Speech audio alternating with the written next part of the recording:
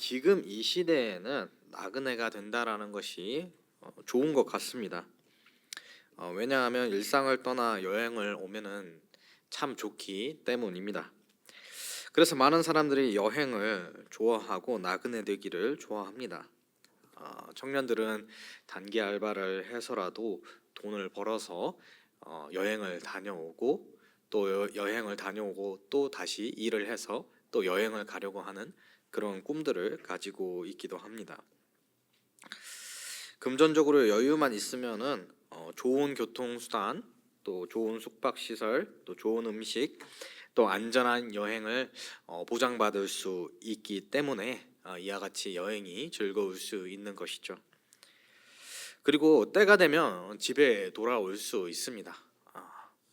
자기가 원하지 않는데도 불구하고 계속 그 여행지에 있는다라고 한다라면은 그때부터 악몽이 시작되겠죠. 지금의 여행이 즐겁다라는 것은 이 안정성 때문일 것입니다. 우리가 나그네로서 어딘가에 여행에 가 있다 할지라도 우리가 이 식사나 또는 숙박이나 또 치안이나 또 집으로 돌아올 수 있는 길이나 이러한 것들이 안정적으로 보장이 되어 있기 때문에 우리의 이 나그네 된다라는 것이 즐겁다라고 말을 할 수 있는 것이죠. 그러나 이 나그네 된다라는 것이 지금처럼 안정성을 보장받을 수 있었던 것이 얼마 되지 않았습니다. 우리가 한 두세 기 정도만 좀 거슬러 올라가 보면은 일단은 이 교통 수단만 해도 이 특별한 교통 수단이 없다라는 것을 우리가 생각을 해볼 수가 있죠. 그때도 말이 있지 않습니까라고 누군가 이야기를 한다라면은 말을 누가 타고 다니겠습니까? 다 걸어 다니고 말은 정말로 부유한 사람들이나 타고 다니는 수단이라는 것을 모두가 또 잘 알고 계실 것입니다. 먼 거리를 걸어 다니면서 자연재해의 위협을 당하기도 하고 또 맹수의 위협을 당하기도 하고 또 사람들의 어떤 악의에 따라서 산에 가면 산적이 있고 바다로 나가면 해적이 있습니다.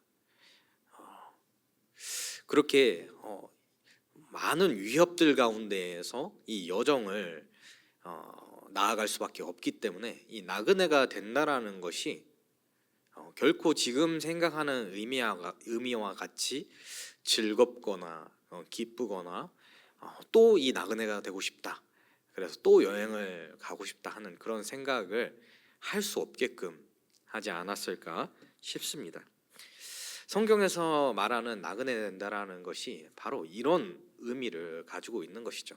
지금 우리가 생각하는 현대적 의미에서 나그네, 여행자의 모습이 아니라 이 과거 시대에 굉장히 두렵고 또 위험천만한 그런 길을 걸어야 하는 그런 이 여행자의 모습, 나그네의 모습을 우리는 성경에서 생각을 해야 한다라는 것입니다. 하나님께서는 이런 나그네들을 잘 대해 주라고 말씀을 하셨습니다. 하나님은 선하시고 또한 이스라엘 백성들, 하나님의 백성들이 또한 하나님과 같이 거룩하기를 원하셨기 때문에 이러한 나그네를 잘 대해주는 일이 덕스러운 일이기 때문에 이 나그네를 잘 대해주라고 하신 뜻도 있을 것입니다. 그런데 또한 하나님께서 나그네를 잘 대접하라고 하신 이유가 있습니다. 그것은 신명기 10장 19절에 기록이 되어 있습니다. 제가 읽겠습니다. 너희는 나그네를 사랑하라. 전에 너희도 애굽 땅에서 나그네 되었음이니라. 아멘. 이스라엘 백성이 이 하나님이 약속하신 이 가나안 땅에 곧 들어가게 될 것입니다. 그래서 이제 그 땅에 거주할 때는 거류민으로서 나그네로서 사는 것이 아니라 그 땅의 어엿한 주인으로서 가나안 땅을 살게 될 것입니다. 주인으로서 그 땅에서 살게 될 때에 그들은 자칫하면 잊어버릴 수가 있습니다. 그들의 이전의 삶이 어떠했다라는 것을 잊어버리는 것이죠. 그래서 하나님께서는 그들의 이전의 삶, 하나님께서 가나안 땅으로 그들을 인도하시기 이전에 그들의 삶이 어떠했는지를 분명히 기억하기를 원하셨습니다. 그들은 나그네였습니다.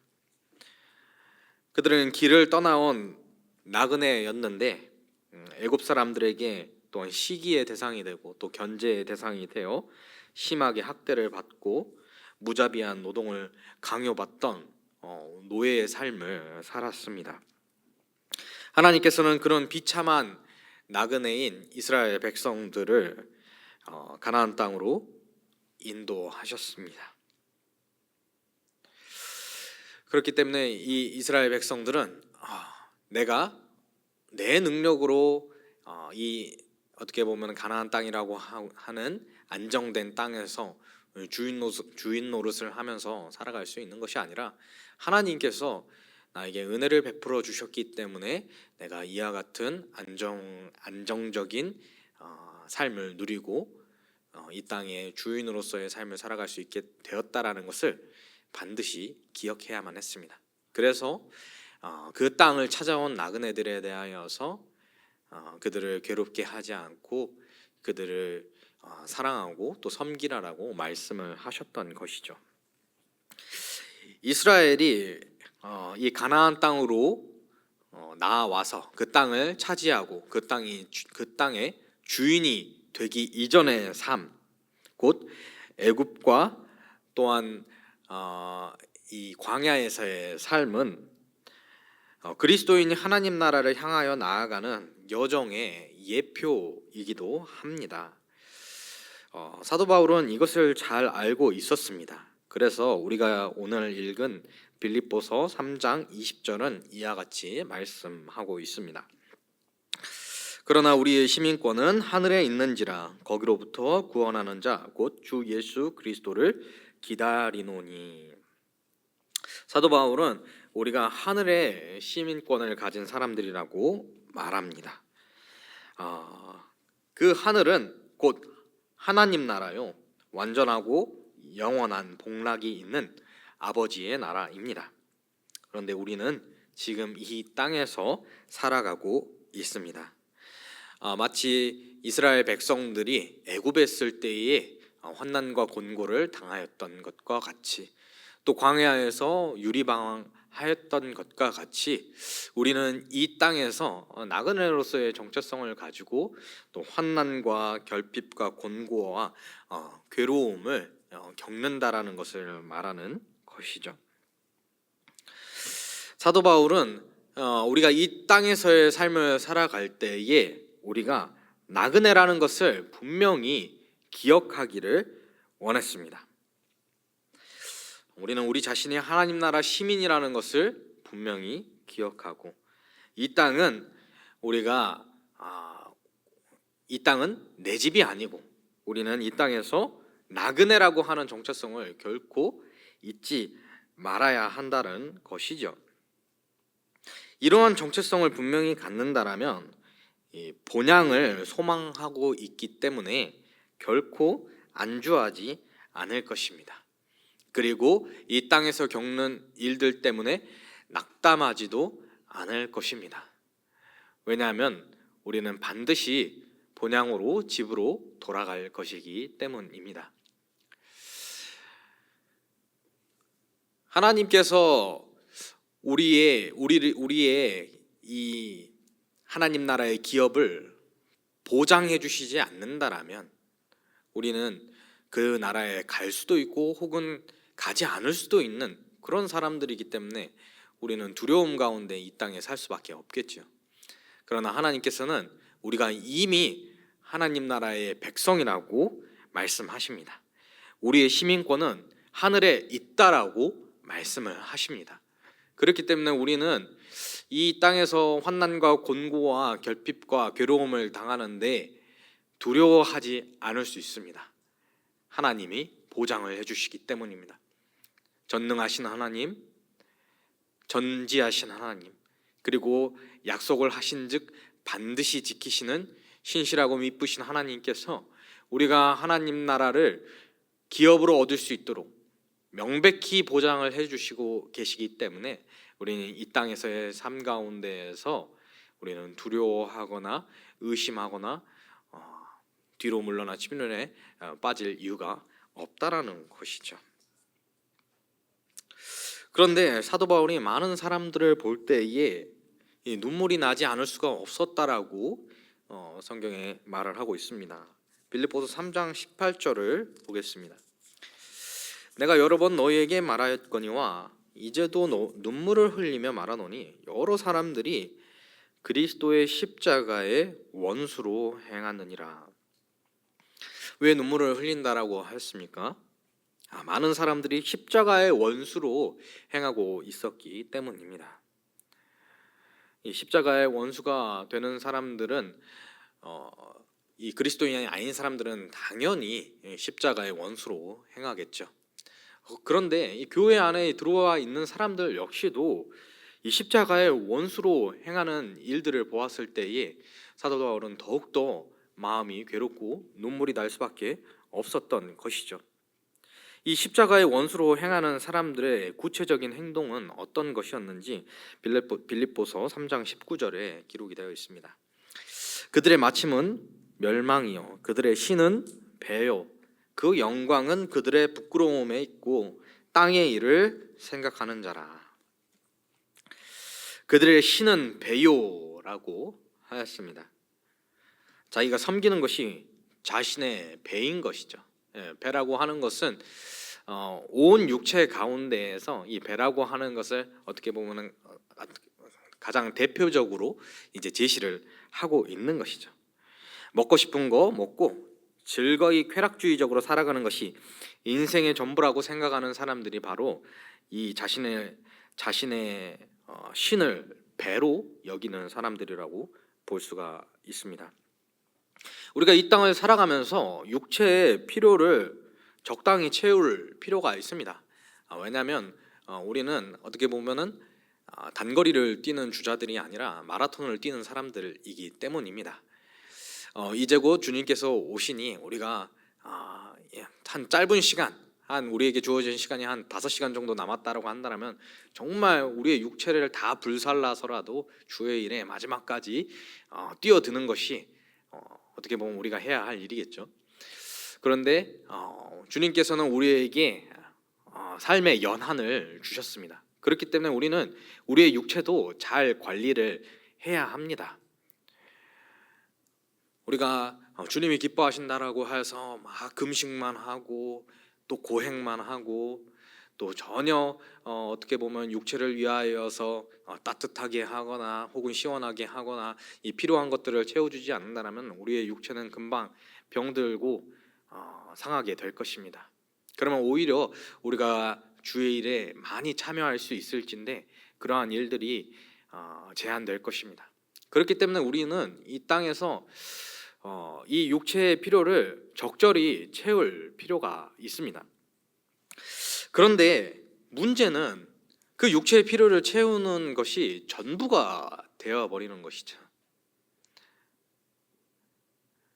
우리는 분명히 음식을 먹고 그 음식을 먹음 가운데에서 맛이라고 하는 그 기쁨을 누릴 수 있도록 하나님께서 우리에게 은혜를 주셨습니다.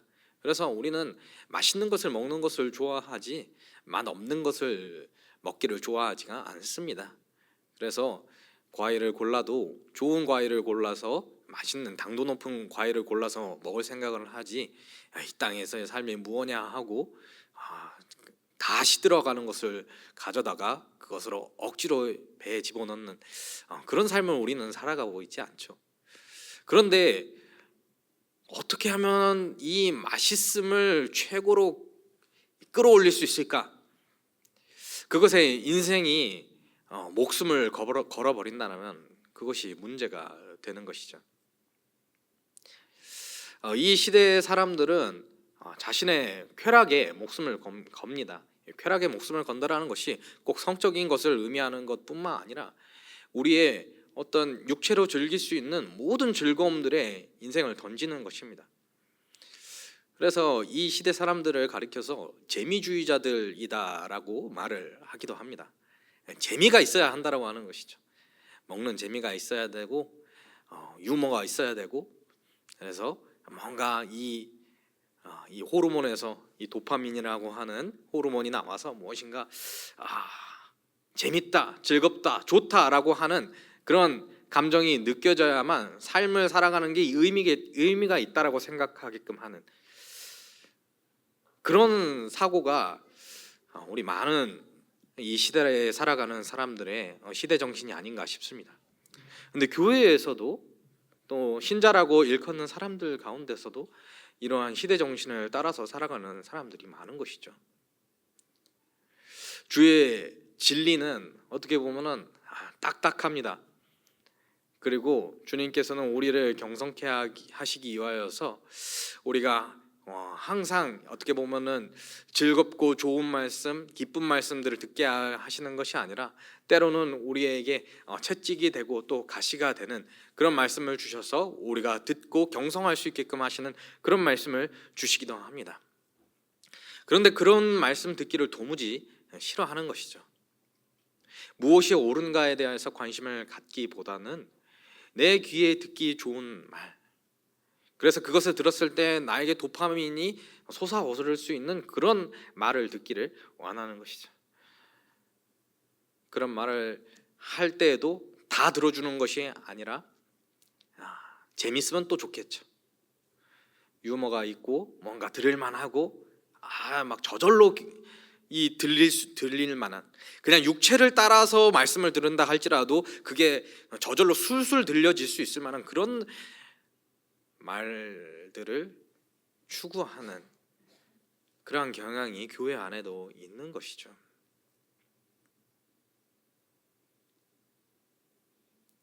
우리의 신이 배가 되어서는 안 됩니다. 우리의 신이 육체가 되어서는 안 됩니다. 우리의 신은 삼위일체 하나님이십니다. 하나님의 뜻이 우리의 최고의 기쁨이어야 합니다. 하나님의 영광이 우리의 목적이어야 합니다. 우리가 먹습니다. 우리가 마셔야 합니다. 우리가 입어야 됩니다. 우리가 살아가야 합니다. 우리가 판벽한 집에 있어야 합니다. 그러나 왜 그렇게 하였습니까? 먹든지 마시든지 무엇을 하든지 하나님의 영광을 위하여서 그렇게 하는 것이죠. 우리의 신이 배가 아니라 우리는 참 하나님을 섬기는 바, 하나님의 영광을 위하여서 우리가 살아가기를 주님의 이름으로 소망합니다. 또 이 19절에서 어떤 말씀을 합니까? 그들의 영광은 부끄러움에 있다라고 하였습니다. 그들은 하나님 나라의 참된 영광을 바라보지 않습니다. 부끄러운 것을 자신의 영광으로 취하는 것이죠. 이 부끄러운 것은 무엇입니까? 추한 것이죠. 추한 것. 우리가 추하다라고 하면은 보통 무엇을 생각합니까? 도덕적이지 않은 것을 생각을 하죠. 우리가 추남이다, 추녀다 이런 표현을 사용할 때에는 그야말로 얼굴이 아름답냐 아름답지 못하냐 이것을 말할 테지만은 우리가 평소에 이제 추하다라고 하는 표현을 쓴다라면은 보통 도덕적이지 않을 때 이 추하다라는 표현을 사용하죠. 얼굴에 아주 아름다운 미모의 배우라고 하더라도 그의 행동이 도덕적이지 않으면 저 사람은 매우 추하다 이렇게 표현을 합니다. 그가 아무리 예쁘든 상관없이 그런 것이죠. 아름다움이라고 하는 것은 사실 이 얼굴의 아름다움보다도 도덕성이라는 것이 보장이 되어야만 합니다. 그런데 우리는 이 도덕성이라고 하는 것, 곧 하나님의 말씀에 따라서 하나님의 질서에 따라서 살아가는 바른 삶을 추구하기보다는 우리의 삶의 거칠에만 꾸며댑니다. 그 거칠에만 꾸며됨으로써 우리의 추한 것이 가려질 수 있을 것이라고 생각하면서 우리의 삶의 어떤 겉모양만 아름답게 만들어 가려고 하는 그러한 모습들이 있습니다. 얼굴을 예쁘게 만들기 위하여서 시술을 하고 수술을 받고 또 화장을 하고 매우 비싼 명품을 입고 지니고, 그리고 명예로우면은 또 그것이 또 나를 아름답게 할 것이라고 생각하여서 사실 공부를 하는 이유는 사회적인 지위를 얻기 위해서 그렇게 하기 위함이 아닙니까? 그것이 멋 아닙니까? 그래서 그 멋들을 추구하는 거죠. 그것이 아름답다라고 하여서 막 추구하는 것이죠. 그렇게 하면은 나에게 있는 이 부끄러움들이 가려질 수 있을 것이라고 생각해서 그렇게 하죠. 그러나 아무리 명예로운 사람이라 할지라도, 아무리 아름다운 세상 사람들이 말하기는 정말 예쁘게 생겼다, 잘생겼다, 말끔하다라고 한다 할지라도 도덕적이지 못한다라면은 추합니다. 근데 그것을 알지 못하는 것이죠. 도덕적이다라는 개념에서 한 번 더 들어가자면은, 이 도덕적이다라는 개념은 자칫 우리가 일반적으로 말하는 옳은 일을 많이 한다라는 개념으로 생각을 할 수 있는데, 우리가 성경적인 개념으로 조금 더 깊이 들어간다라면 하나님의 질서에 부합한다라고 생각을 하시면 될 것 같습니다. 하나님의 질서에 가장 부합한 게 도덕적인 것이고,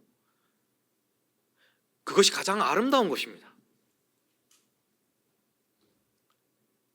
우리의 삶의 열매가 하나님의 질서에 부합할 때 그때 아름다운 것이죠.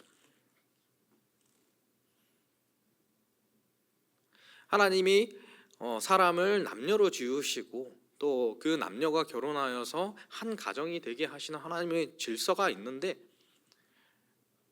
자신의 배우자를 두고 다른 이성에게 직접거리고 또 불륜을 저지른다라고 하면 그 자체로서 더럽고 추한 일이지만은 그 자신에게도 매우 불행하지 않습니까?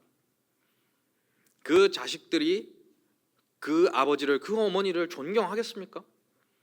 그런데 존경받기 싫어하는 사람이 어디 있습니까? 다 존경받고 싶죠.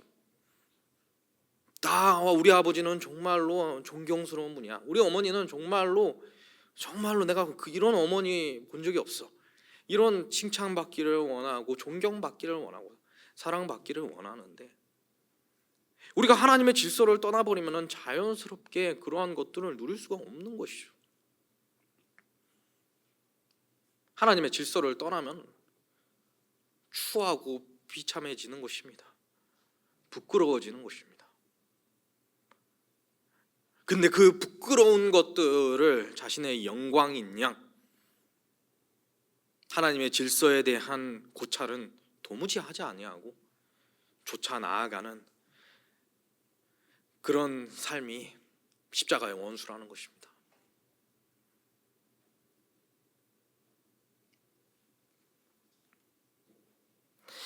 또 바울은 무엇을 말합니까? 땅의 일을 생각한다라고 하였습니다. 하나님 나라를 생각하지 않는 것이죠. 그리스도인의 정체성은 자기를 부인하고 자기 십자가를 지고 주님을 따르는 삶이라고 할 수가 있습니다.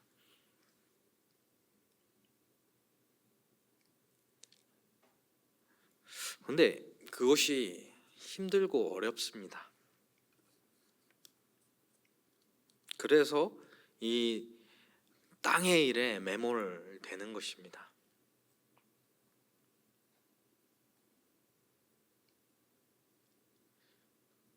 자기를 부인한다라는 것이 얼마나 어렵습니까? 나라는 인격적 존재가 있는데 이 인격적 존재인 나 자신이 마치 무시되는 것만 같은 그런 상황들 가운데에서 인내하고 사랑하고 섬기고 주님이 행하신 것처럼 행한다라는 것이 얼마나 어려운 일입니까?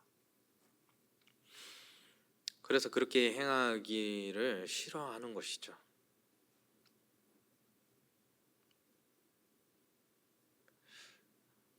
근데 우리 본성상 그렇습니다. 참 힘듭니다.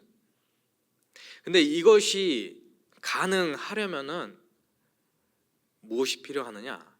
미래를 묵상해야 합니다. 미래를. 우리가 하나님 나라 시민이라는 것을 반드시 기억해야만 합니다.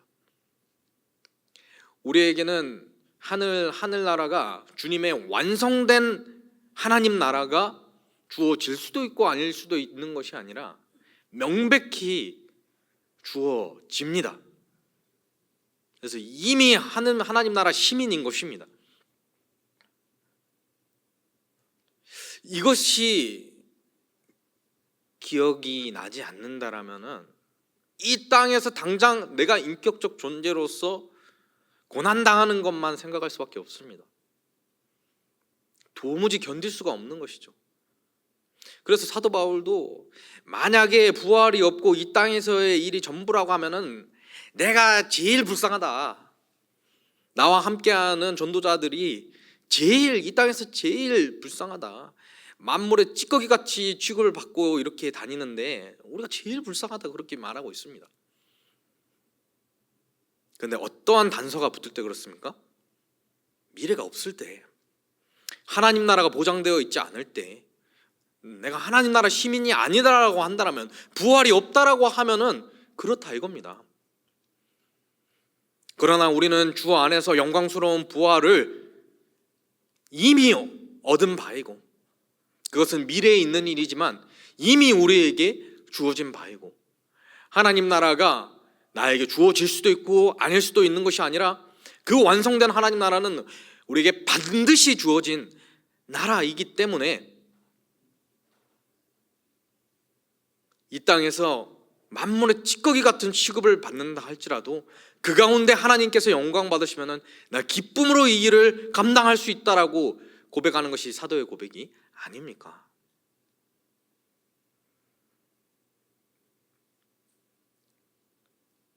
하나님 나라 그 미래가 우리에게 반드시 주어진다라고 하는 사실을 잊어버리면 우리는 땅의 일만 생각할 수밖에 없고 그리스도의 십자가의 원수로 살아갈 수밖에 없다라는 것을 가르쳐 주는 것이죠.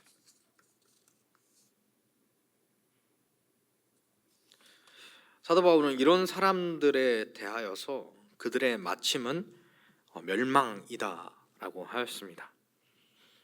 그리스도인이 아닌 사람들은 당연히 멸망일 테지만 이런 사람들은 곧 배교자라고 볼 수가 있습니다. 사도 바울은 오직 믿음으로 말미암아 구원받는다라고 하는 이신칭의의 교리를 분명히 천명하지만은 이렇게 우리에게 경고도 합니다. 그들의 마침은 멸망이라고 말이죠.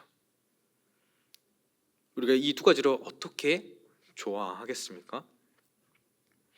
우리에게 이 믿음으로 말미암은 구원이 명백히 주어졌다 할지라도 우리가 안주하지 말고 우리가 이러한 경고를 받을 때에는 두려움을 갖고 내가 지금 땅의 일을 생각하고 있나? 내가 지금 부끄러운 것들을 내 영광으로 삼고 있나? 내가 내 배를 내 신으로 삼고 있지는 않나? 돌이켜보고 속히 돌이켜 예수께로 피하고 예수 안에서 우리의 삶을 새롭게 하는 것, 그것이 우리가 해야 할 일이겠죠.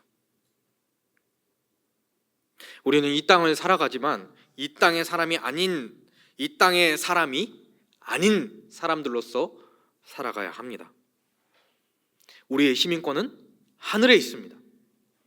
우리는 이 땅에서 나그네로서의 삶을 살아간다는 것을 분명히 기억해야만 합니다.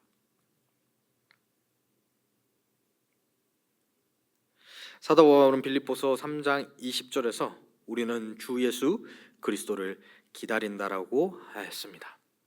주님이 오시면 만물을 주님께 복종케 하실 것이고 모든 것을 온전케 하실 것입니다. 그때에는 더 이상 우리에게 환난과 고통과 괴로움과 비참한 것이 결코 없을 것입니다. 그 나라를 우리가 소망하기를 원합니다. 여기서 안주하는 사람들이 아닙니다. 그 나라에서 안주할 사람들입니다. 우리가 이 정체성을 결코 잊어버리지 아니하고 그 나라를 소망하며 우리가 십자가의 원수가 아니라 참으로 하나님 나라의 시민권자들로서 하나님을 영화롭게 하는 데에 나의 삶을 드리는, 하나님의 질서를 따르는, 하나님 나라를 소망하며 살아가는 우리 모두가 되기를 주님의 이름으로 소망합니다.